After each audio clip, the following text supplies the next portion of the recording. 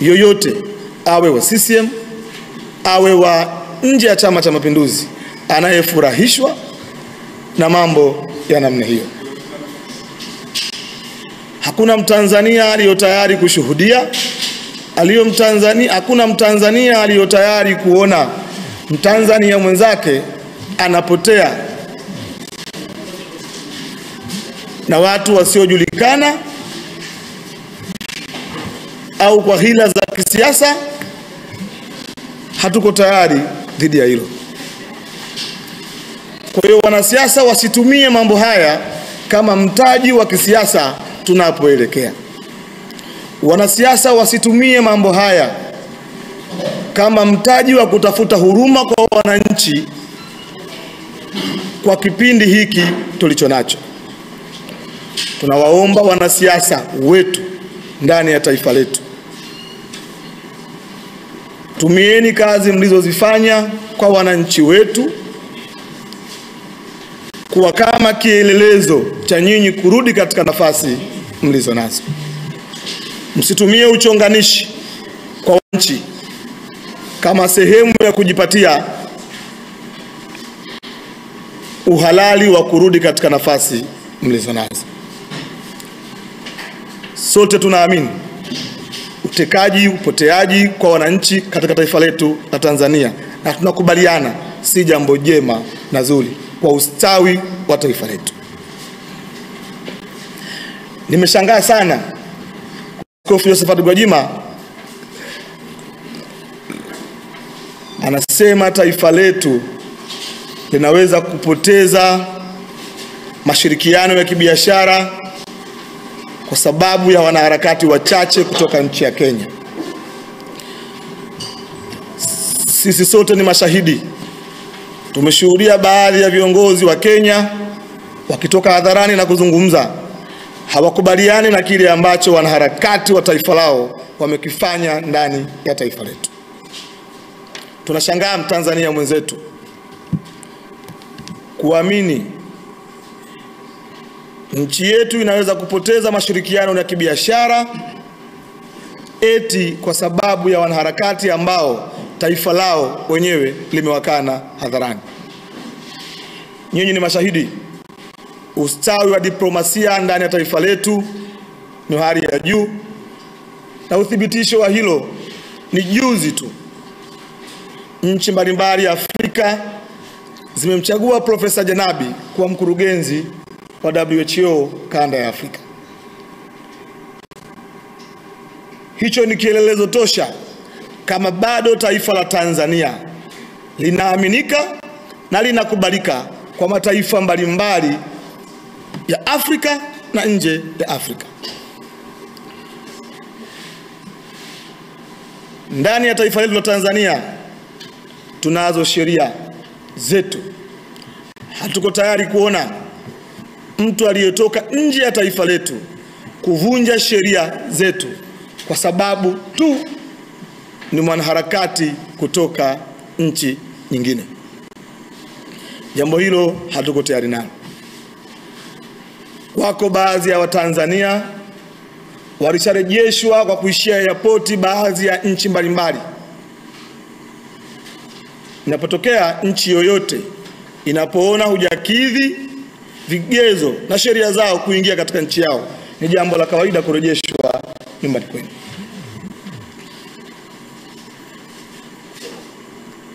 Kwa hiyo msingi wa mambo haya yote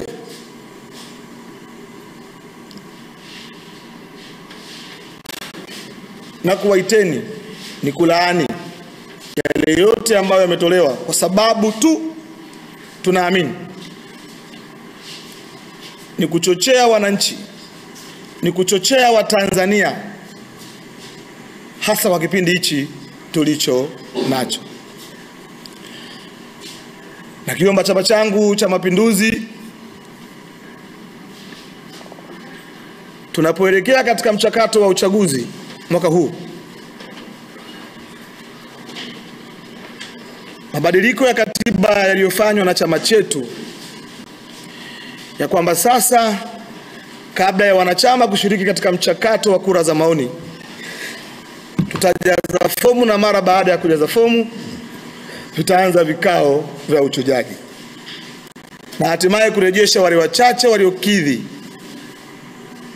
sifa na vigezo vya chama chetu pamoja na katiba ya Jamhuri ya Muungano wa Tanzania. Tunakishauri chama chetu cha Mapinduzi wakati huu ituangalie na iwaangalie sana, imulike sana wale wote watakaojitokeza kuchukua fomu ndani ya chama chetu. Ikibidi, tunaamini chama chetu kinasema binadamu wote ni sawa. Tunaamini hivyo. Lakini katika mchakato wa mtu kuomba uongozi ndani ya chama chetu,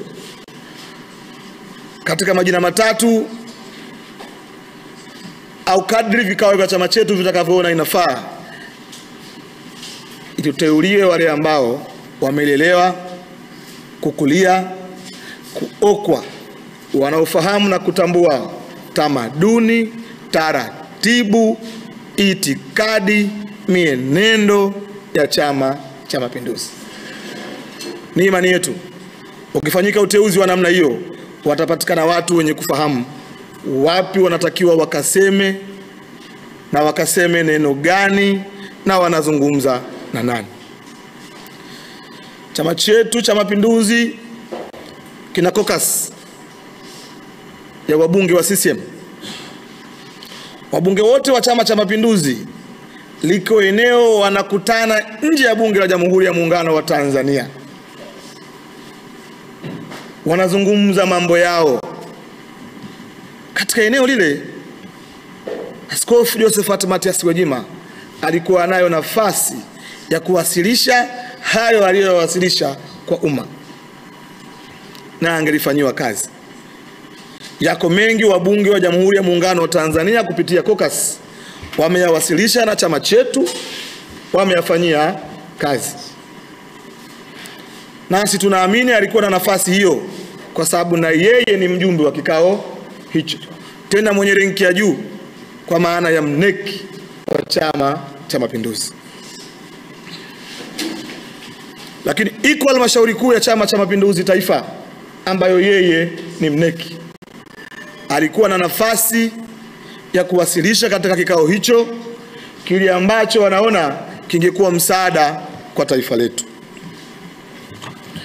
Lakini alikuwa nayo nafasi, yeye ni mbunge wa Bunge la Jamhuri ya Muungano wa Tanzania, ratiba ya bunge anaifahamu na anajua hivi karibuni tupo katika kupitisha bajeti ya taifa letu kwa mwaka ujao wa fedha. Alikuwa anajua ratiba ya Wizara ya Mambo ya Ndani kuwasilisha bajeti yao ni lini, ratiba ya Wizara ya Ulinzi kuwakilisha bajeti yao ni lini, na wizara nyingine mbalimbali. Alikuwa nayo nafasi ya kujenga hoja yake ndani ya Bunge la Jamhuri ya Muungano wa Tanzania kupitia kipindi hiki cha bajeti kinachoendelea. Kuyafanya yale aliyoyafanya, binafsi ninaamini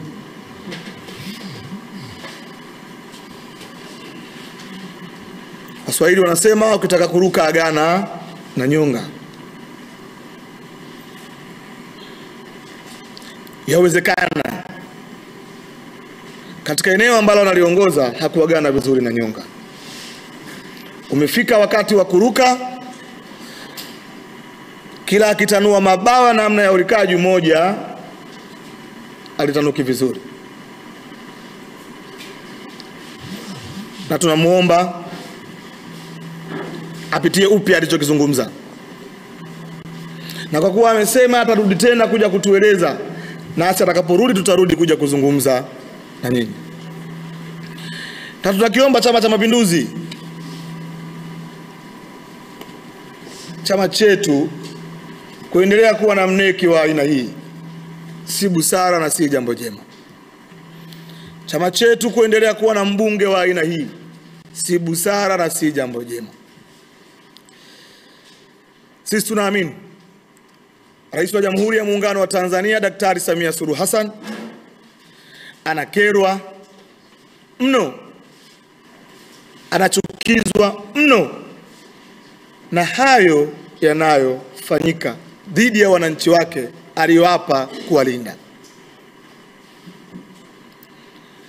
Hatotokea ndani ya taifa la Tanzania rais kutoka Chama cha Mapinduzi kuwa sehemu ya kufurahia wananchi wake wakitekwa. Hayupo na hatakuwepo. Chama chetu ni chama imara, ni chama chenye kujibadilisha kila wakati kulingana na mazingira ya wakati huo na uhitaji wa matakwa ya wananchi katika kipindi hicho. Mara kadhaa tumekuwa tukifanya hivyo. Kwa hiyo tunaamini Daktari Samia Suluhu Hassan ni mzalendo namba 1 ndani ya taifa la Tanzania. Na tunaamini halali, mara zote anawaza, anatafakari kwa kushirikiana na vyombo vyetu vya dola namna bora na nzuri ya kukabiliana na janga hili linalojitokeza katika taifa letu. Kusema yeye ni sehemu ya wanufaika ni kuikosea heshima taifa letu, ni kuvunja hadhi ya rais wetu, lakini pia ni kukiuka miiko ya chama chetu. Tunamuomba mwenyekiti wa chama chetu kupitia vikao anavyoviongoza vya chama ambavyo sasa vinaendelea jijini Dodoma kuchukua maamuzi yatakayowafanya wabunge wengine ambao nao katika maeneo yao yawezekana hawajaagana vizuri na nyonga kustaafu ubunge wao kwa heshima. Wabunge waliopo sasa wao si wa kwanza kuwa wabunge na si wa mwisho kuwa wabunge katika taifa letu. Kwa yule ambaye anaona amechanga karata zake vibaya, ni vyema akastaafu kwa heshima ili kuendelea kuheshimika na jamii inayomzunguka. Lakini nimefadhaishwa mno. Wako baadhi ya wabunge wanaita watu pia majumbani kwao, wanasema kwa siri ni heri ya rais aliyekufa Daktari John Joseph Pombe Magufuli kuliko. Mimi naitwa Juma, mmiliki wa magari ya usafirishaji wa mizigo na abiria. Natumia Bima Pap kwa sababu inaruhusu kuweka TIN namba yangu wakati wa kununua bima. Inafanya iwe rahisi kudai vati kutoka TRA kwa kutumia hati hiyo ya bima. Uwezo wa kupata mkopo bwana. Hii inasaidia sana kugharimia mambo mengine ya uendeshaji hata kama bajeti inabana. Tumia Bima Pap kwa kupiga *150*51 alama ya reli au kwa WhatsApp tuma neno Bima Pap kwenda namba 0764166066 ujipatie bima. Bima Pap, urahisi wa maisha.